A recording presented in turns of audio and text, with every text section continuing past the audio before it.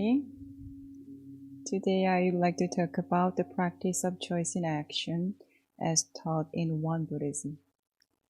The threefold study of Buddhism consists of Samadhi, Prajna, and Sila.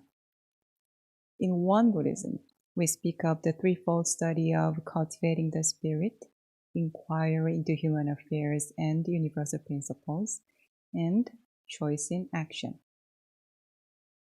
Buddhism in general and Won Buddhism may express these concepts differently, but they are the same in that they both present standards for practice to achieve a balanced life.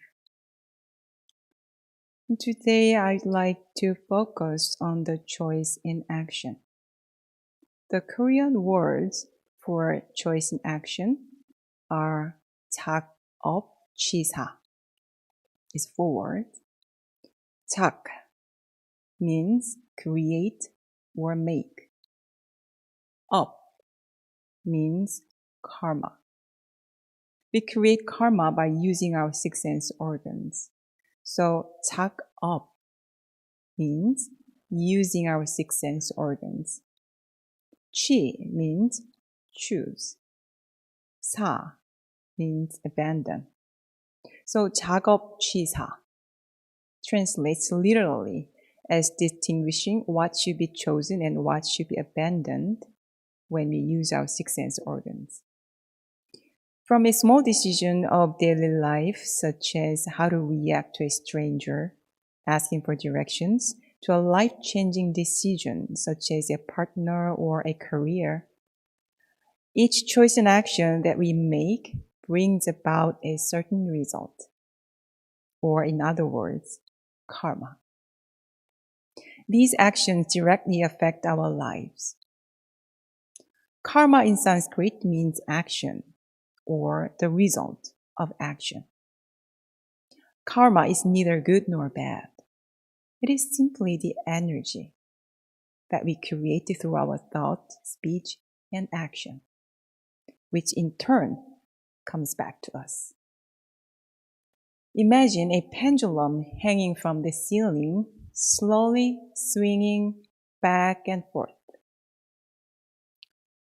The pendulum swings to one side, then swings back once it reaches a certain point. Physics shows that for every action, there is an equal and opposite reaction. So the purpose of choice and action is to live a blissful and happy life by creating positive karma, by making right choices in action. Why do we human beings make wrong choices and fall into the perilous sea of suffering? In the principal book, Sotaesan, the founding master of Won Buddhism, says that there are 3 reasons for this.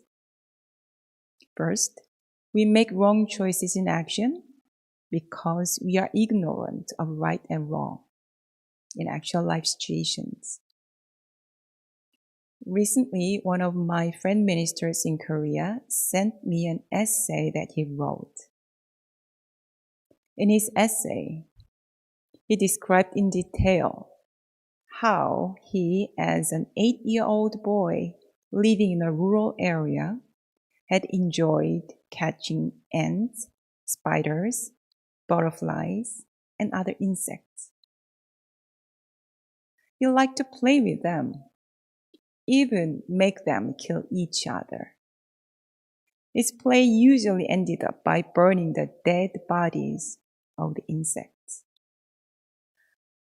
I know it's sad, but it's very common for kids to play with insects.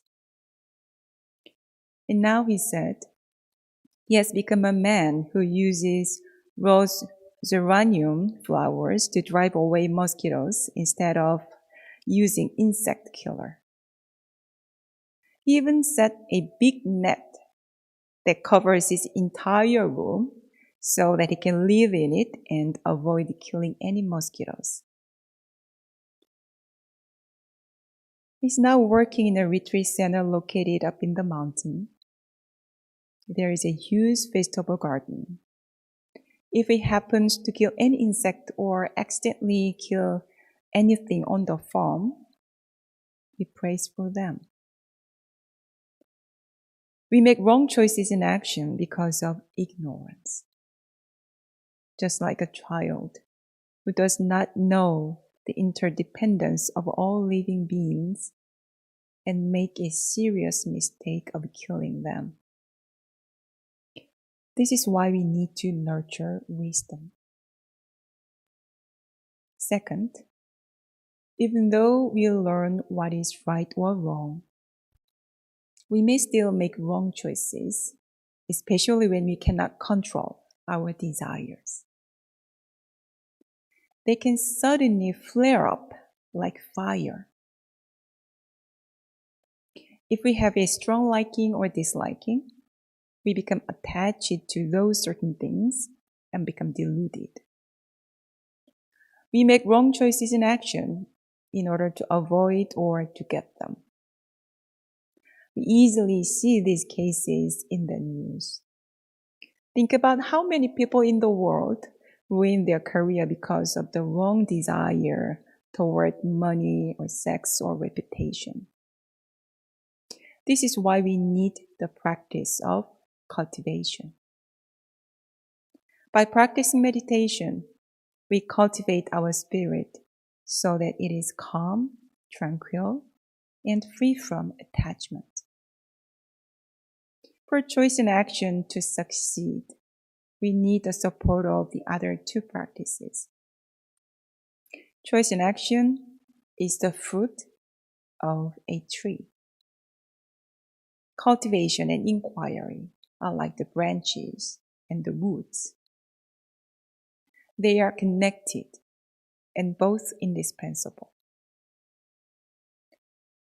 The question now arises: if we gain the power of equanimity and wisdom, is that enough to bring happiness into our lives? Is the ultimate goal of our practice to awaken to our Buddha nature? One story in the scripture addresses this question. A disciple once asked Master Sotaesan, is perceiving a reasonable Buddha nature enough to immediately achieve Buddhahood? The founding master said, some people achieve Buddhahood instantaneously upon seeing the original Buddha nature. But that is rare. For most part, great effort is required to achieve Buddhahood. More than that, required to simply experience Buddha nature. Mr. Sotaesan sees that we human beings may still make wrong choices in action, even after awakening to Buddha nature. Why? Because the power of habits we have cultivated over a long period of time influences us on a daily basis. So the third cause of a human being's wrongdoing is habit. We make a wrong choice when we are enticed by strong habits. It is not that you automatically become a different person just because you've understood the principle of the universe and the Buddha nature. This is something that we practitioners need to keep in mind. But I have to admit that I still sometimes find myself looking for some kind of powerful inspiration to change myself instantaneously. There are moments when I am inspired by a great spiritual teacher or their books. There are also moments when I get some inspirations after meditation. Still, I realize that these inspirations and moments of awakening cannot change my entire life all at once or completely change my habits.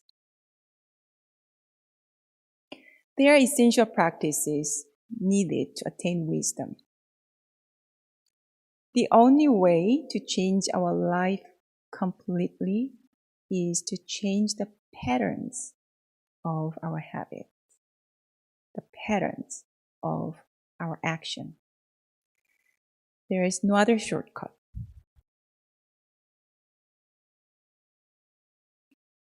How can you change the habitual patterns of our action? First, it is necessary to be conscious of the choices we are constantly making. It requires making choices with sound thought. Whenever you need to take an action, pause and be heedful. Make correct choices based on sound thought, not by impulse, desire, or habit. Ask, do these choices serve me and those who may be affected by them? Are my decisions coming from a clear and empty mind? Empty mind in Buddhist context means a mind that is free from attachment.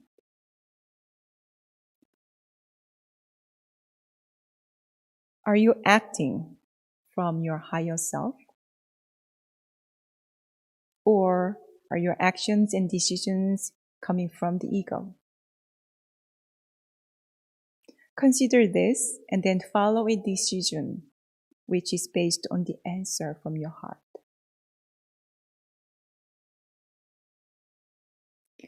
You can set up your own guidelines for mindful choices in action based on your own experiences. For example, for me, I try to think twice about my decision if there is something that makes me feel uncomfortable. For me, to feel uncomfortable is often the signal that my conscience sends out to me. In Buddhism, the basic guideline for mindful choice is precept. Therefore, we need to make sure to include precepts in our mindfulness practice. Second, make a mindfulness checklist. This is a powerful tool to help practice. Consider what kind of habitual patterns bring negative effects in your life.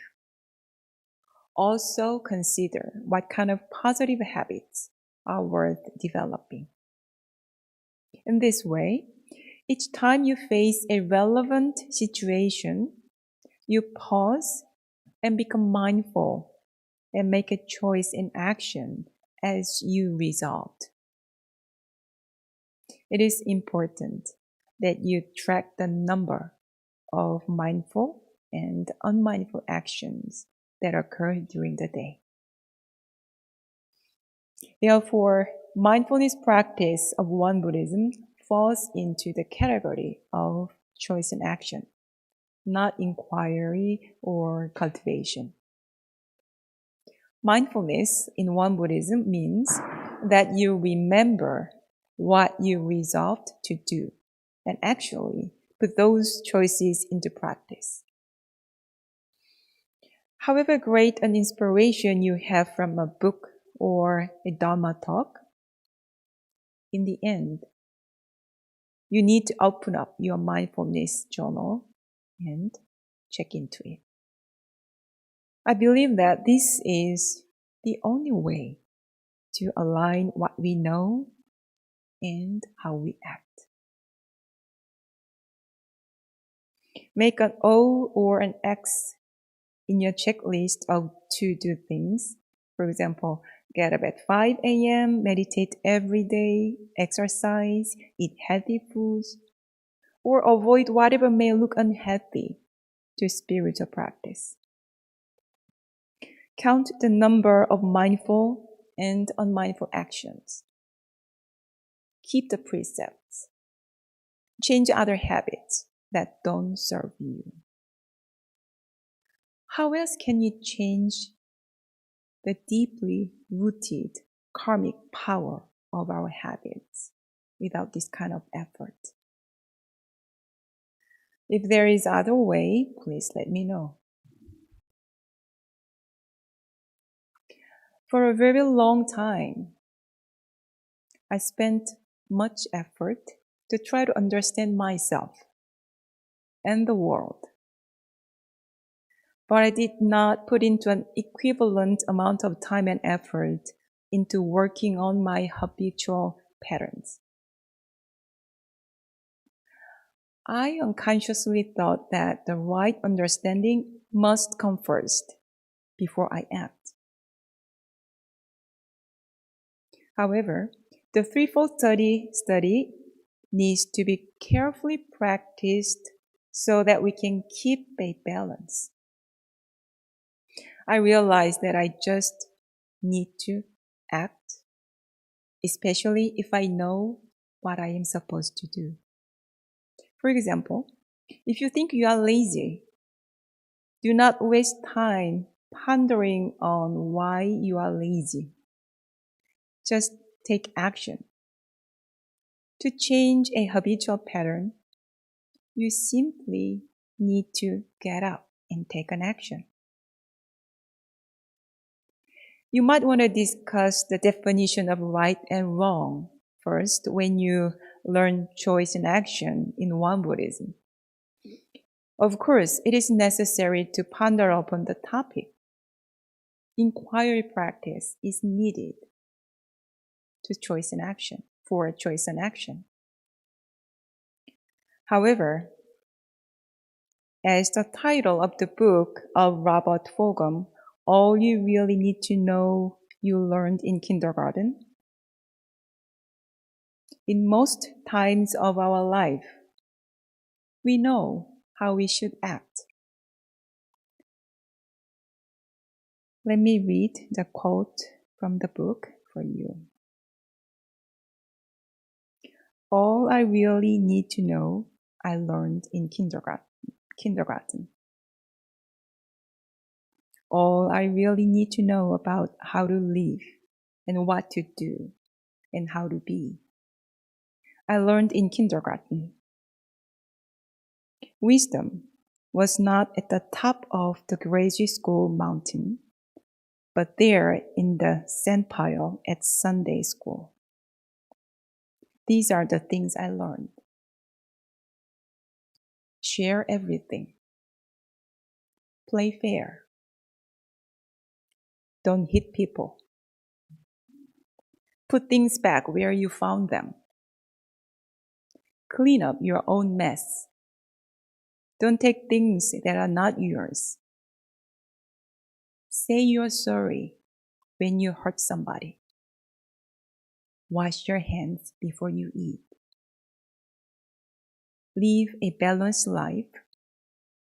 Learn some and think some and draw and paint and sing and dance and play and work every day some. Everything you need to know is in there somewhere. The golden rule and love and basic sanitation. Ecology and politics and equality and sane living. And it is still true, no matter how old you are, when you go out into the world, it is best to hold hands and stick together.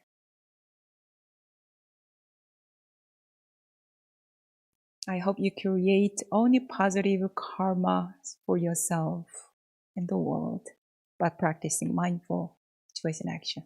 Thank you.